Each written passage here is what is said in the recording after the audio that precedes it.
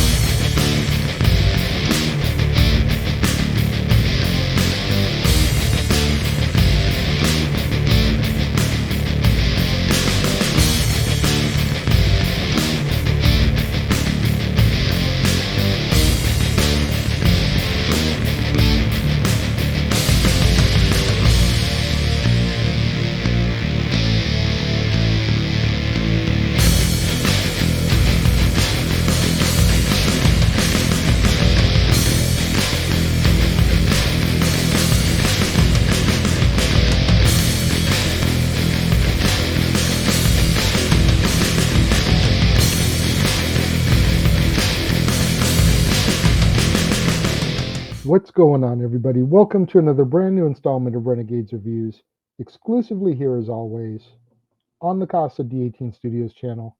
I, of course, am your host, the Renegade JJ Williams, and today we're going to keep going through Dwayne Johnson's filmography, and we're going to discuss The Rundown, starring The Rock, Seann William Scott, Rosario Dawson, Christopher Walken, Ernie Reyes Jr., John Reyes, and a special cameo appearance by then Governor of California, Arnold Schwarzenegger.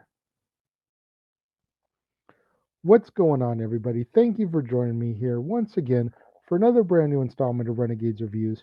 And as I said during the introduction, today we're here to discuss The Rundown, the second feature-length film to star Dwayne "The Rock" Johnson, as we journey through his filmography here, as we celebrate all month The Rock turning 50 years old. And I don't know, man, he does not look his age.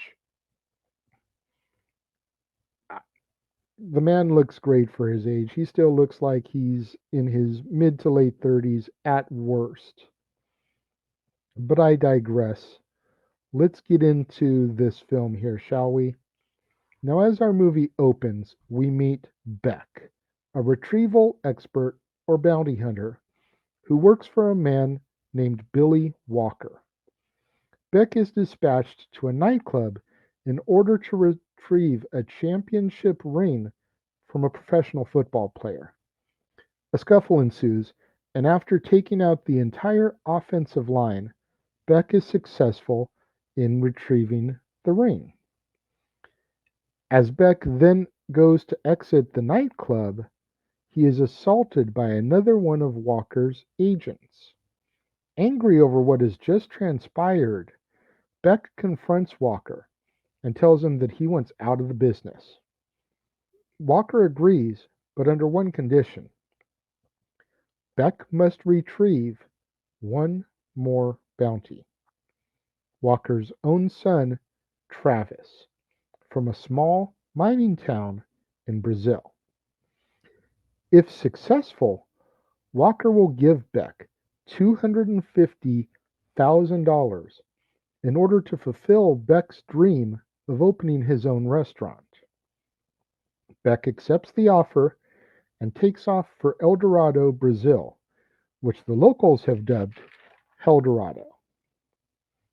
Once Beck arrives, he meets with Mr. Hatcher, who runs the local mining operation. Hatcher gives Beck his blessing to collect Travis and then leave the town. However, he reneges on the deal when he discovers that Travis has learned the location of a missing artifact, O Gato do Diablo, the Devil's Cat.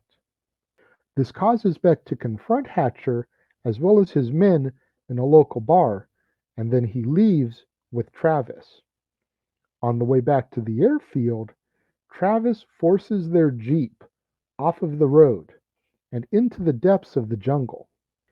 When Travis attempts to escape, he is recaptured by Beck, and after an encounter with some local monkeys, the two find themselves at the camp of the local resistance movement. At the camp, Travis convinces the rebels that Beck, in fact, works for Hatcher and was sent to kill all the rebels. After a prolonged fight with Manito, Beck is finally able to gain the upper hand, just before the rebel leader Mariana intervenes. Now, by day, Mariana poses as a bartender in the very same bar where Beck had first faced off with Hatcher and his men and collected Travis. Mariana wants to get a hold of the Gato as it can be used to free the locals from Hatcher's control. However, Hatcher suddenly attacks the camp, killing many of the rebels.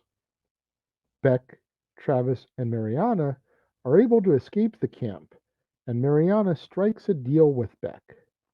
She will help him get Travis back to the airfield in exchange for the Gato. After some searching, Travis leads them to a cave behind a waterfall where the Gato is located.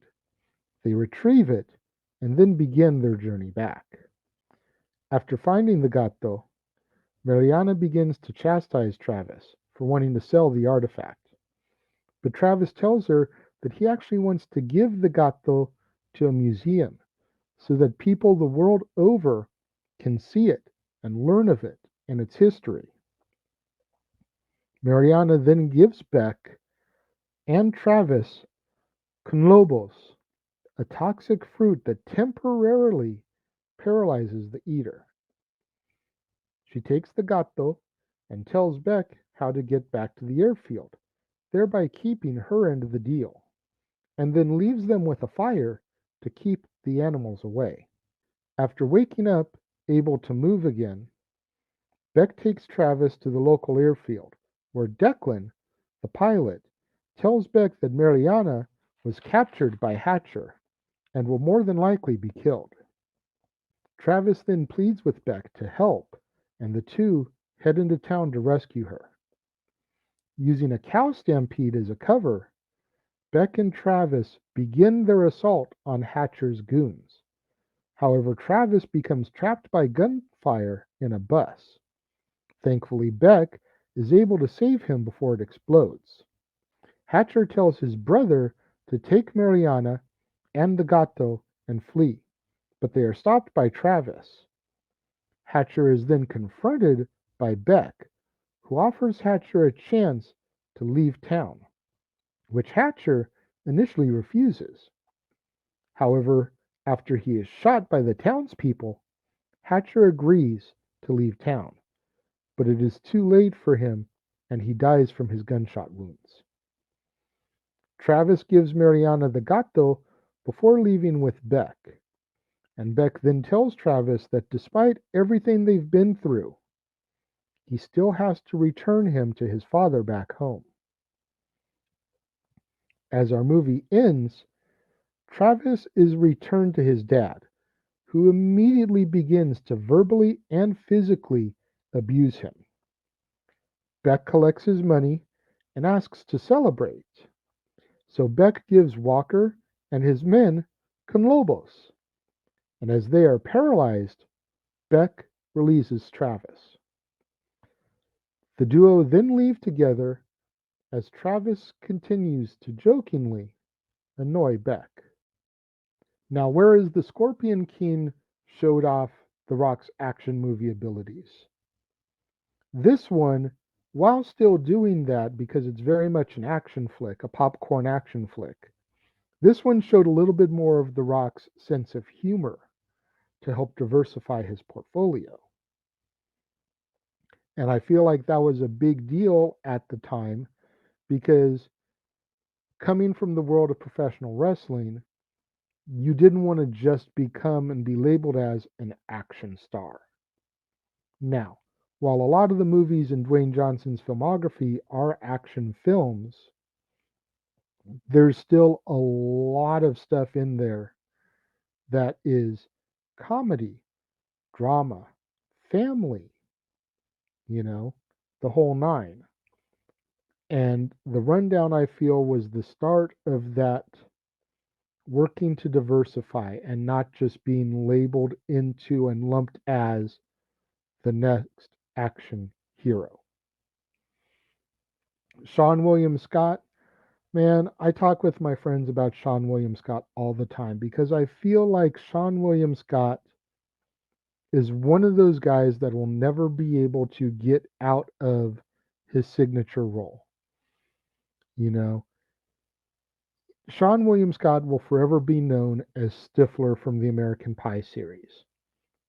And I jokingly tell my friends, it's like Seann William Scott could win the Nobel Prize for curing cancer or something. And everyone will be like, Stifler got the Nobel Prize? Stifler cured cancer? It's just one of those things that unfortunately Seann William Scott will never be able to get away from. And I feel like it's a travesty because Seann William Scott is a great actor. Yeah, he does more comedy movies than anything else. But between his portrayal of Stifler in the Pie franchise, this, the Goon 2 movie series, Dukes of Hazzard alongside Johnny Knoxville, who ironically will be talking about Johnny Knoxville in a couple days when we talk about Walking Tall. But I feel like Seann William Scott's got enough movies in his filmography there that like he deserves to be talked about with a little bit more dignity and respect than he usually is talked about. And it's just a shame that he's going to be one of those actors that can never get away from the stigma of being Stifler. Christopher Walken, always great to see Christopher Walken. Always great to see him as a villain. You know, I can't think of too many films out there where Christopher Walken does not play a villain. You know, the only two that really come to my mind are Pulp Fiction, in where he has that really brief appearance where he gives young Butch the pocket watch, and then Catch Me If You Can, where he plays Frank Abagnale's father. If you guys can think of a film out there where Christopher Walken is not the villain, please leave it over here if you're watching the premiere. Leave it down here if you're watching on demand. Because I would love to see a film where Christopher Walken is actually not the bad guy. The problem is Christopher Walken just has that face about him. Very much like Willem Dafoe. You just look at him and he looks like a creepy villain. No makeup, nothing. And I've seen Willem Dafoe play a good guy on at least 2 occasions. So I would like to see the same from Christopher Walken. If such movie exists, let me know. When it comes to the rundown, Much like The Scorpion King yesterday, I give it 4 out of 5 stars. Definitely not a perfect movie, but for it to be the second film starring The Rock, starring Dwayne Johnson as he's getting his footing going in Hollywood here, it was solid. It had good action, it had good comedy. There was a little bit of heart to it because you could see that Travis and Beck were starting to break each other down, and Beck was starting to kind of become fond of Travis to the point where he didn't really want to have to take him back to his father, but he needed the money so he could start his restaurant and get out of the business. If it hadn't been for that fact, I'd be willing to bet money that Beck would have just let Travis go. And at the end of the day, after getting the money handed to him, he fed them the poison fruit, the paralyzing fruit, and released Travis anyway. So that just goes to show that, he probably would have just let him be free if it wasn't for the money. But 4 stars out of 5 for me when it comes to the rundown. What do you guys think? Again, let me know. If you're watching the premiere, leave your thoughts and comments over here. If you're watching on demand later in the day, leave your thoughts and comments down here. Let's begin to have some conversation over these films, something that we really haven't had in the past. Talk to me. Let me know your thoughts about these movies. Make sure you tune in tomorrow, right back here on the Casa D18 Studios channel, for another brand new installment of Renegades Reviews, where we discuss Walking Tall, starring The Rock, Johnny Knoxville, Neil McDonough, Ashley Scott, Michael Bowen, Kevin Durand, and a brief blink and you miss it appearance by Kobe Smulders, Miss Maria Hill from the Marvel Universe herself. You're not going to want to miss out on that one. Right back here on the Casa D18 Studios channel. Right back here on an all new Renegades Reviews. When we wrap up our first week of Dwayne "The Rock" Johnson movies, celebrating his 50th birthday, Walking Tall. Thank you to each and every one of you out there who's tuned in today and joining me. I greatly appreciate it. I appreciate all the love and support that you guys have shown me over the last few months while I was absent and over the years with the shows here on the channel. Thank you very much. I will see you guys next time.